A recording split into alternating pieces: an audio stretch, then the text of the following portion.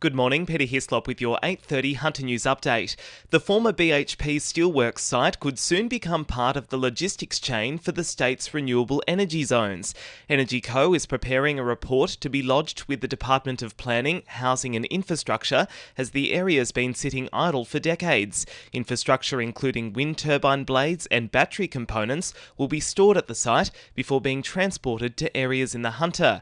An environmental impact statement is being prepared. It's due to go on public exhibition later this year. There are concerns one of the companies responsible for monitoring ankle bracelets tracking alleged Hunter criminals may have shut up shop. Authorities are scrambling to confirm the locations of dozens of people amid worries some haven't been tracked for months. The Telegraph reports former fugitive Hussein Chamas was wearing a bracelet when he left a Port Stephens rehabilitation facility before triggering a manhunt. Company Bailsafe Australia is now in the firing line of officials. Police say investigations into the alleged stabbing murder of James Callaghan in Hamilton late last year are far from over. Inquiries under Strikeforce Manham have led officers to make another arrest of a 39-year-old woman around lunchtime yesterday at Lambton. She'll face court today charged with murder, principal in the second degree. It comes as 5 people are already before the courts. Officers say inquiries are ongoing. Upper Hunter MP Dave Lazell says there's room enough for a nuclear reactor at the Liddell site, despite state planning approval for construction of a battery and solar farm. The State Planning Commission approved the state significant development on Monday for a battery. He says the site covers thousands of hectares. Battery is just part of it, so we will see solar farms being developed on that site. Already there is approvals just up the road for wind farms that will link into this site. Adding a nuclear power station, whether the nation decides to go down that path or not, there is plenty of room there. The Environmental Protection Authority has been examined at a state government inquiry into PFAS contamination in Newcastle.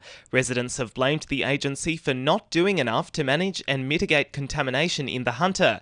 Inquiry Chair Kate Farman has quizzed EPA Operations Director David Gaithercole on why residents say their response is inadequate. Right, but for some reason people in the community think that coordination kind of is lacking, or they don't seem to think that there is one agency that's responsible.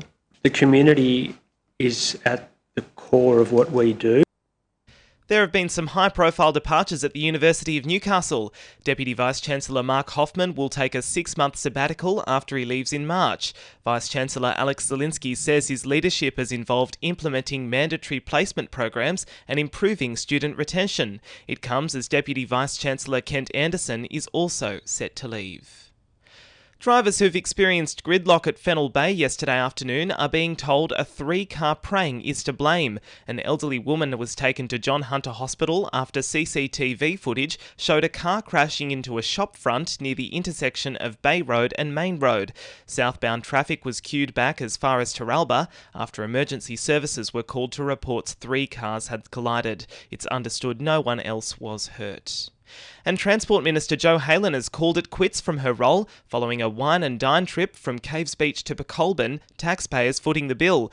In a press conference yesterday, she said she would remain in Parliament but would give up her position as the state's top transport official. It comes as details of another trip surfaced involving attending Saturday sport.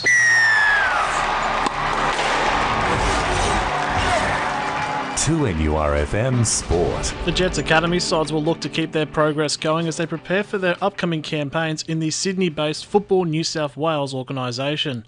With the group picking up new major sponsor Infrabuild for the season, Maverick Sports Director Maurice Bassetto says the teams can only get better. If you had a look at our academy, you'd say we've probably got a ways to go before we hit the levels of those academy programs in Spain, but we're really determined to get our academy there and having the best sort of processes, coaches, technology. Newcastle Union halfback Lane Morgan believes the upcoming Test and Rugby World Cup host selection is a positive sign for more matches to be brought to McDonald Jones Stadium. She will be a part of the Wallaroos side who face New Zealand on May 10, marking the first women's match in the city since 2019. And despite a 103-run loss to Wallsend yesterday, Cricket Southern Lakes have clinged on to a place in the Newcastle T20 Summer Bash finals. That's sport. I'm Jessie Dennett. And the winning numbers in Oz Lotto are 3, 26, 34, 35, 36, 39 and 44, and the supplementaries are 5, 6 and 45. And now you're up to date with the latest 2NURFM Hunter News.